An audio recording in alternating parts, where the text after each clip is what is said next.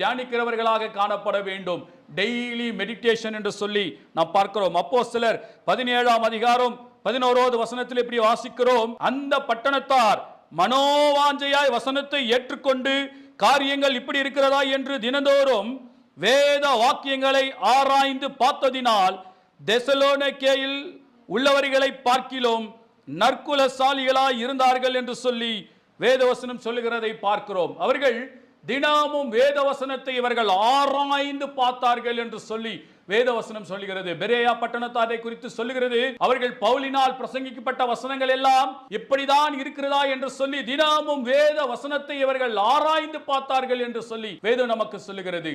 நாம் ஒரு தரமுள்ள ஒரு கிறிஸ்துவ வாழ்க்கையை வாழ வேண்டும் என்று சொன்னால் தினமும் நான் கிறிஸ்துவன் என்பதை பிறருக்கு நான் காண்பிக்க வேண்டும் என்று சொன்னால், அல்லது பிறர் என்னை பார்த்து இவன் கிறிஸ்துவன் என்று அடையாளம் கண்டு கொள்ள வேண்டும் என்று சொன்னால்